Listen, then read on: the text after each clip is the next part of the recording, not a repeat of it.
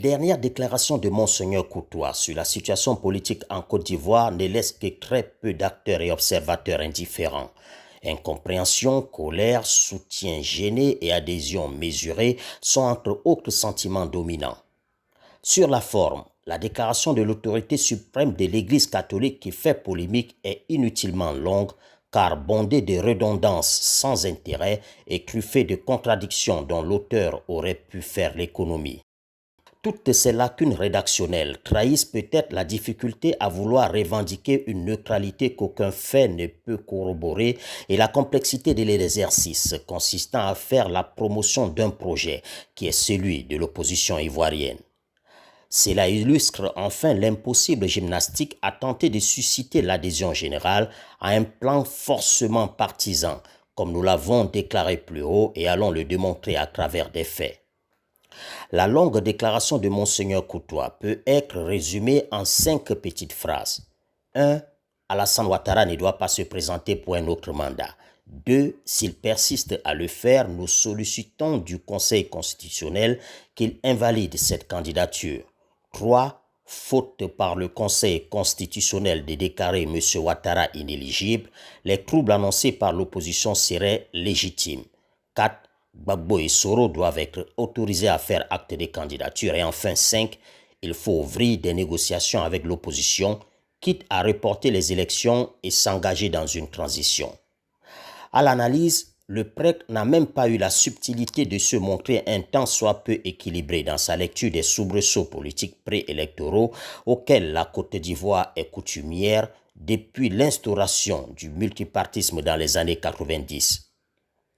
Monseigneur Courtois reprend à son compte la totalité des récriminations de l'opposition à l'endroit du pouvoir et s'est fait le porteur de leurs revendications.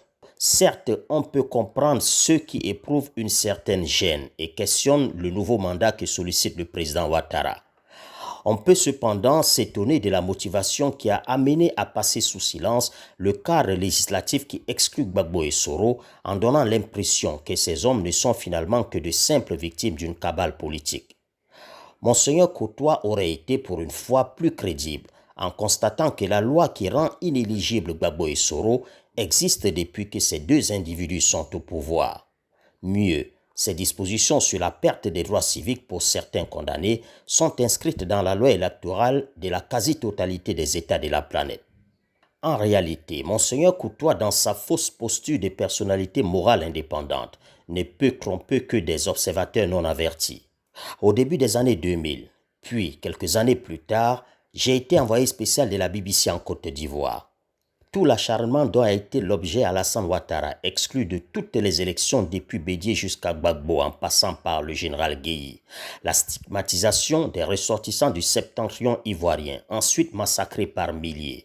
Les escadrons de la mort qui ont assassiné des milliers de Ouest-Africains par les successifs régimes xénophobes qui ont précédé l'arrivée au pouvoir d'Alassane Ouattara ne nous ont donné à constater que le silence assourdissant de l'épiscopat catholique avec à sa tête nos seigneurs Agré, Courtois et les autres.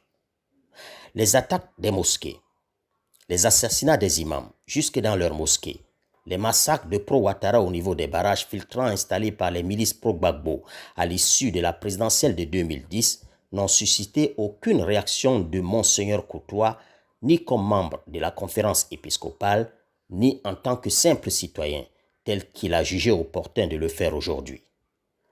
L'Église catholique de Côte d'Ivoire, par le passé, n'a pas été qu'un simple complice passif. Elle a joué un rôle actif et on se souvient du troublant et honteux épisode du général Guéhi que Monseigneur Agré a livré à l'escadron envoyé par Gbagbo pour l'assassiner.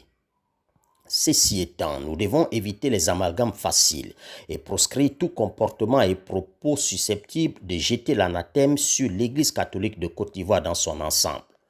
Le cardinal Courtois a fait sa malheureuse sortie de façon intuitive personae, à titre personnel donc, même si le fait d'apparaître dans tout son apparat de cardinal est une incompréhensible confusion. Il aurait été plus correct, dans une déclaration qui n'engageait pas l'institution et l'ensemble des fidèles catholiques de Côte d'Ivoire, que l'intéressé se présenta dans une tenue civile, puisqu'il s'exprimait comme un citoyen lambda. Dans le fond, Eu égard à son passé de collaborationnisme avec les précédents régimes peu recommandables, Monseigneur Courtois a depuis perdu toute légitimité pour revendiquer la place du sage qu'il tente d'usurper par cette pompeuse déclaration, parce qu'il est sectaire et clivant, là où le vrai serviteur de Dieu devrait être ouvert et rassembleur. Le cardinal Courtois n'est plus la sentinelle morale que représente à nos yeux d'illustres et éminents hommes d'Église. En effet, les périodes de crise révèlent généralement de grands hommes de Dieu. Les manifestations de rue du début des années 90 nous ont dévoilé quelques grands hommes d'Église engagés et défenseurs de la vérité. Il est ainsi de nos seigneurs Laurent Monsengo de la RDC, de Christian Toumi du Cameroun, d'Isidore de Souza du Bénin, de Philippe Podjro du Togo, de Luc Sangaré du Mali et j'en oublie d'autres.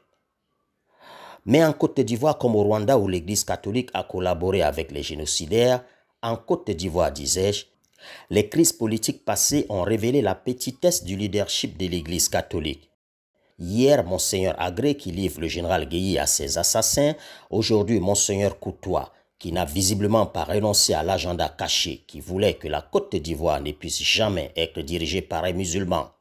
Ces deux prêtres de Côte d'Ivoire ne figureront sûrement pas au panthéon des grands hommes d'église africains. Ce qui est vrai est vrai.